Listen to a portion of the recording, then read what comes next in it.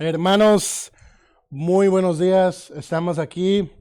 Aquí estamos y no nos vamos. Gracias por estar con nosotros en otro episodio de Revive.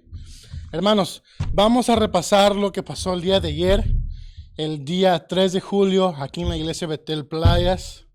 Y vamos a estar leyendo de este libro.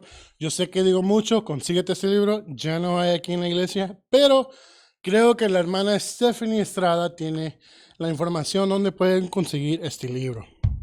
Muy importante. Vamos a hablar del florecimiento del ministerio de la primera iglesia y el martirio de Esteban. Nos vamos a basar sobre este estudio se basa sobre los versículos que se encuentran en Hechos 6, del 1, versículo 1, todo el capítulo, y hasta el capítulo 7, hasta el versículo 60. La verdad central de este estudio dice: el evangelio es el poder de Dios para la salvación. Y el versículo clave se encuentra en Hechos 6, versículo 7, y dice: y crecía la palabra del Señor, y el número de los discípulos se multiplicaba grandemente en Jerusalén. Ahora vamos a ir a Hechos, capítulo 6, versículo 1. Es muy importante, hermanos, que estemos en la palabra diariamente. Y no voy a leer todo el capítulo, pero voy a basarme en algo muy importante.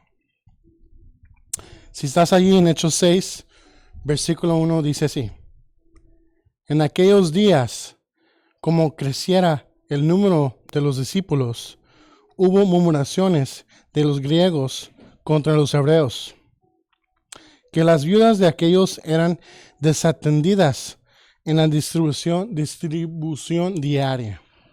Entonces los 12 discípulos convocaron a la multitud de los discípulos y dijeron: no es justo que nosotros dejemos la palabra de Dios para servir a las mesas. Quiero que ahí en el chat pongas ahí problema. Ese es el primer problema que se enfrentaron. Hubo un problema y tú dirás: no, pues que ellos también pueden poner sí, pero era más profundo que eso. No es solamente poner las mesas, era servir a la gente, era estar al pendiente. Hermano, ¿cómo quiere ser recibido usted en la iglesia? Ponte a pensar en eso. Entonces ellos atendían a las personas. Y dice el versículo 3: buscad pues, hermanos, de entre vosotros a 7 varones de buen testimonio, llenos del Espíritu Santo y de sabiduría. Hermanos, esos 3 cosas no vienen sin el otro. Si tú tienes al Espíritu Santo, el Espíritu Santo te va a meter a la presencia del Señor.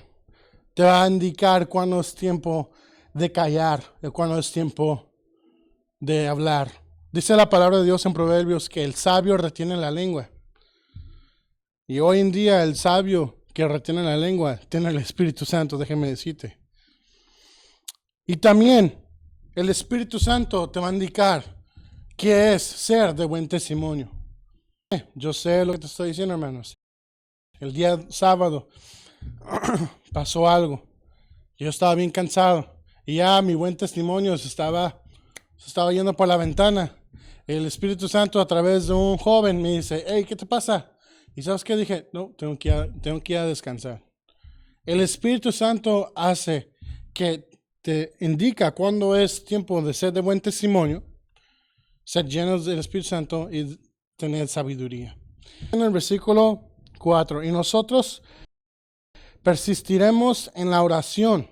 Estamos hablando de los discípulos. Están diciendo: ya no podemos estar solamente sirviendo a la gente, tenemos que meternos a la palabra del Señor, a la presencia del Señor, para poder predicar, para enseñar.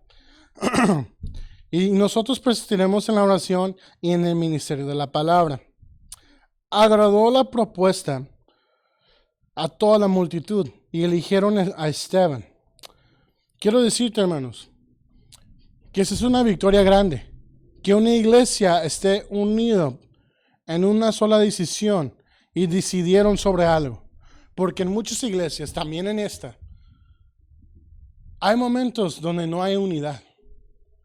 Aunque más declaramos unidad, hay momentos que la carne quiere venir a hacer una interrupción, pero sabemos que el Espíritu Santo siempre nos da la salida y la victoria sobre eso. ¿Cuántos pueden decir amén a eso? Dice, y aquí tienen muchos nombres que no voy a mencionar. Vamos a ir al 6. Entonces cogieron al Esteban, varón lleno de fe y el Espíritu Santo. ¿Ok? Vamos a brincar al 6. A los cuales presentaron ante los apóstoles, quienes orando le impusieron las manos.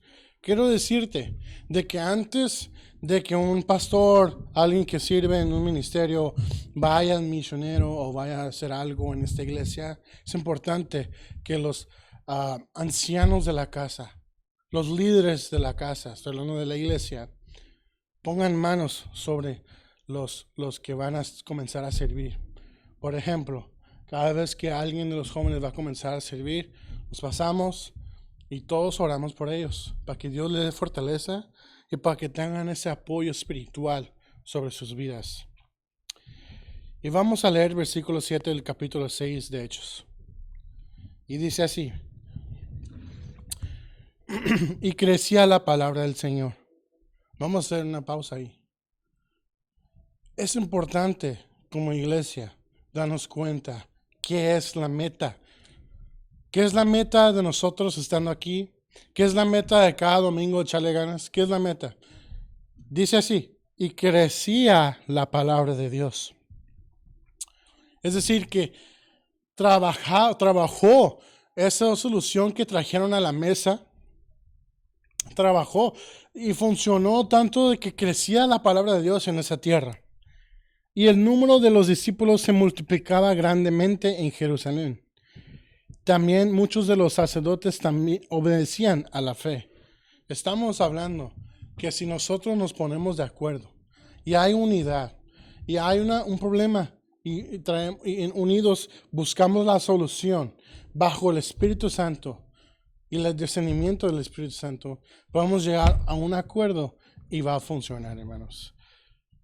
Yo no sé, hermanos, qué está pasando en tu vida, yo no sé dónde estás, pero te insto a que te actives en tu iglesia, te insto a que aprendes más, vengas a los estudios, vengas más a escuchar más de la palabra de Dios. Y si hay un problema en tu vida, únete con alguien más que esté con el Espíritu Santo, que tenga el Espíritu Santo en su corazón, y para que puedan orar sobre eso y buscar una solución para eso. ¿Cuántos pueden decir amén? Eso fue algo que compartimos el día ayer en lo que es la parte de la escuela dominical de los domingos. Te invito a que llegues aquí a las 11 a la clase. Esta clase se titulaba, ¿cómo se titulaba? El florecimiento del ministerio. El florecimiento del ministerio comenzó con unidad, hermanos, y el martirio de Esteban. No entramos tanto en el martirio de Esteban, pero queríamos enfocarnos un poco más en lo que es el comienzo de la iglesia. Amén. Ahora vamos a ir a dónde estamos. Aleluya, Dios es bueno.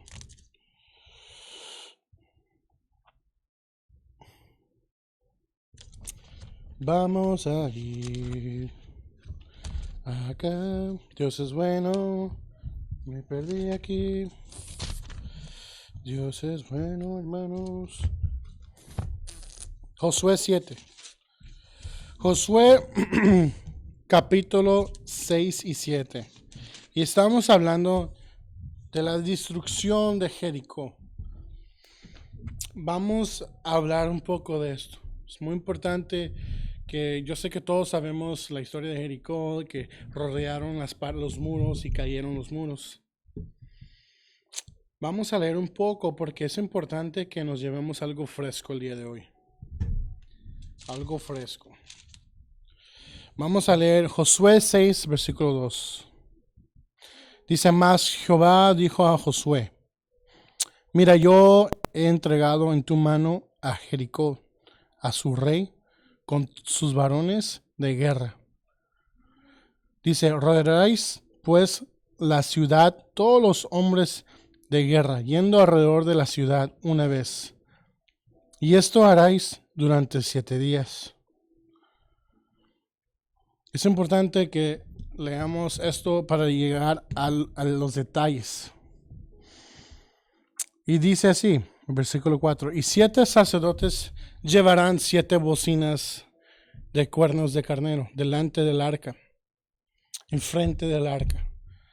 Quiero que entiendas que el arca del pacto que cargaban, podemos decir que estaba la presencia de Dios con él.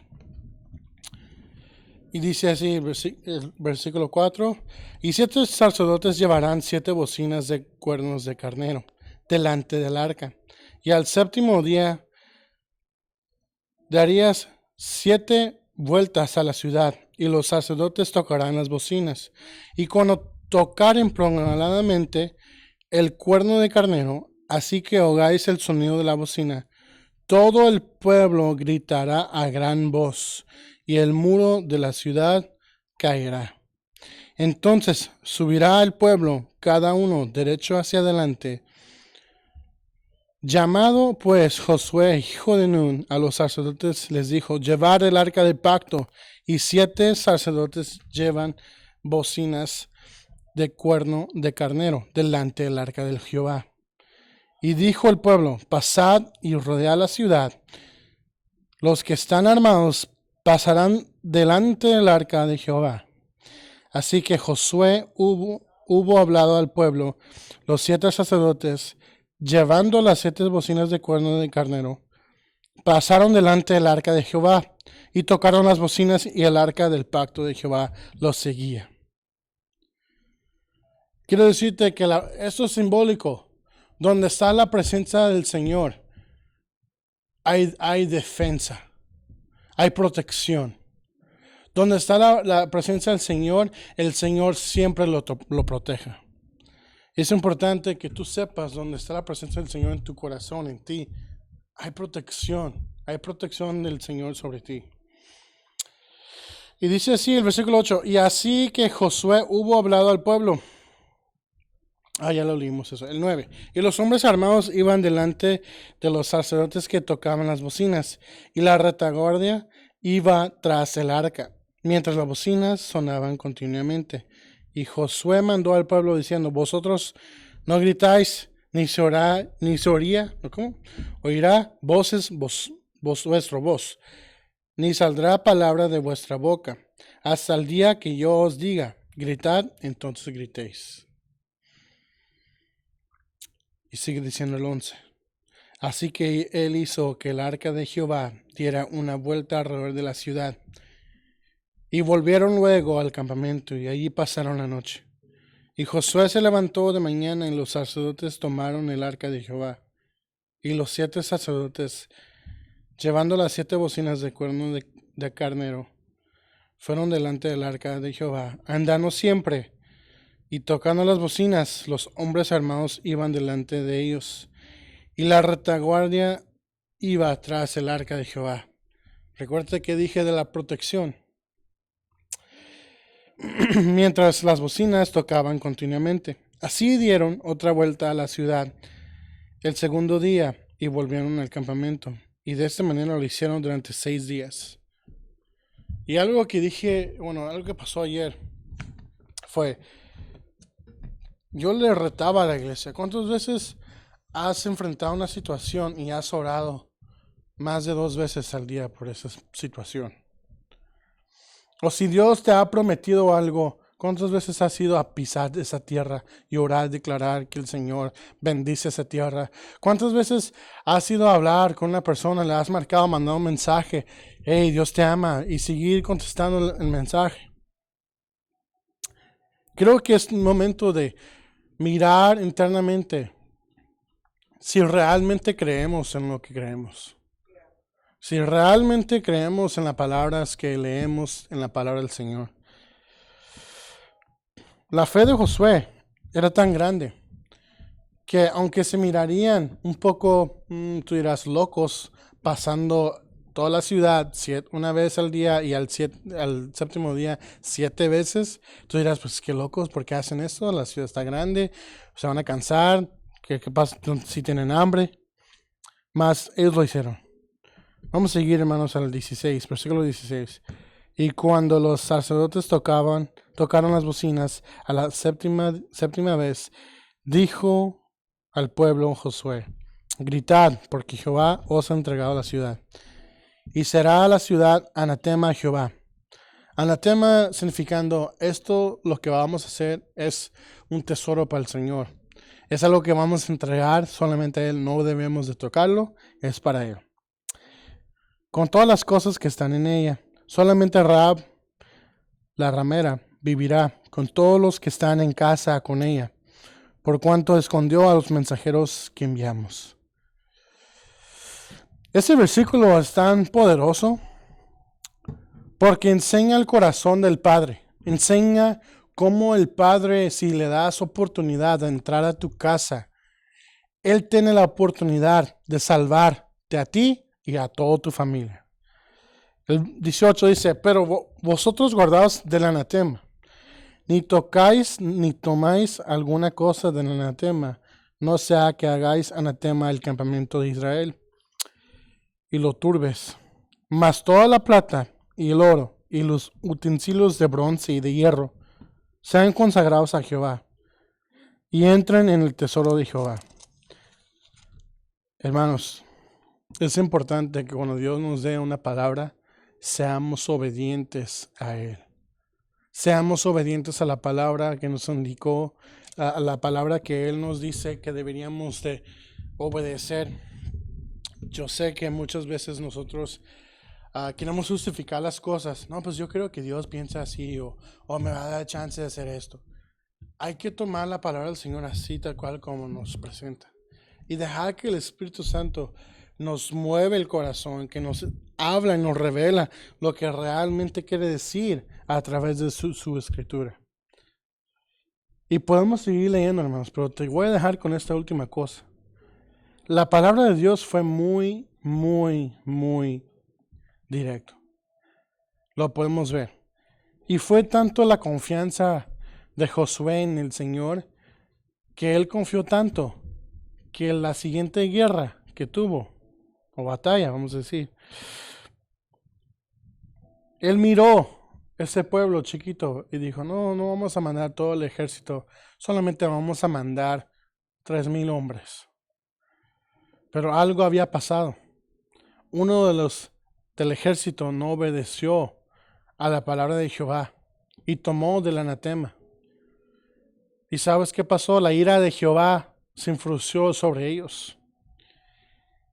Y quiero decirte que este joven que robó del anatema y no fue obediente a las palabras y las indicaciones del Señor Jesucristo, perdón, a Jehová, ¿cómo estaba su corazón? Quizás este joven era un esclavo a la inseguridad, era un esclavo a la riqueza, a su voluntad, era un esclavo a su propia fama, no sabemos. Y algo que siempre tocamos cuando hablamos del pueblo de Israel, que habían pasado por generación y generación siendo esclavos en Egipto, y cuando fueron libres, hermanos, cuando fueron libertados de Egipto, cuando cayeron en momentos difíciles, cuando ya estaban libres, volvieron a la mentalidad de esclavo. Volvieron a desear la comida que comían cuando eran esclavos. Volvieron a pensar con esa mentalidad de esclavo y decir: no, pues sí, está mejor aquí porque por lo menos nos dan comida. Y quizás Acán, este joven que cometió el error de tomar de lo que era consagrado para el Señor, quizás su corazón, aún siendo esclavo, aún siendo libre, su corazón quizás siguió siendo esclavo. No sabemos a qué, pero muchos de nosotros ya encontramos la libertad en el Señor Jesucristo, pero con un corazón todavía esclavo a una cosa. Para algunos es el alcohol, para otros es el cigarro, para otros es la pornografía, la droga. Y quizás me estás escuchando y tú sabes lo que es. Pero el Señor dice, sí, ya te di tu libertad. Ya eres libre, ya eres hijo de Dios, ya eres parte del ejército. Pero necesito eso también, para que seas realmente libre. Libre de todas esas cadenas, de esa esclavitud. Y es momento de entregarlo todo a Él. Entregar todo al Señor, todo tu corazón. Aún siendo libres hijos de Dios, podemos vivir por esas dificultades si no le dejamos a Él todo. Y es momento, iglesia, es momento. Y la predicación se titulaba Esclavos a nada, porque ya no somos esclavos, más somos hijos de Dios. También, si quieres leer esto, Josué 6, capítulo 6 y capítulo 7, léalo, deja que el Señor toque tu corazón, léalo con el mente abierta para pensar en lo que está diciendo y lo que te está hablando. Eso ha sido todo por hoy, hermanos. Quiero decirte que el día de ayer tuvimos muchas victorias. Aproximadamente 6, Roger. ¿Cuántos fueron? 5 hermanos aquí de nuestra iglesia se bautizaron. Vamos a dar un fuerte aplauso. Fuerte aplauso aquí en el estudio. 6 hermanos entregaron sus vidas al Señor completamente. Dijeron, ¿sabes qué? Muero a este mundo y vivo solamente para Cristo. Se bautizaron el día de ayer. No se me vienen los nombres de todos, pero sé Sergio, Gabriela, Meli y Leo se bautizaron. Hermana Miriam. Ellos se bautizaron el día de ayer. Los amamos, los queremos. Siguen orando por ellos, hermanos, para que Dios les siga fortaleciendo su vida espiritualmente, mentalmente y físicamente. Amén. Y es una bendición siempre estar mirando cómo Dios hace las cosas. Te invito a que vengas cada domingo a las 11 para que puedas ser parte de esto y que nos activamos. Recuerda, hermanos, que el 23 de julio es sábado y vamos a tener iglesia en acción en el Parque Lluvia. Estamos listos y emocionados para eso. Nos vemos. Gracias por estar aquí en este episodio de Revive, capítulo 12. Nos vemos. Los amamos. Chao. Bye.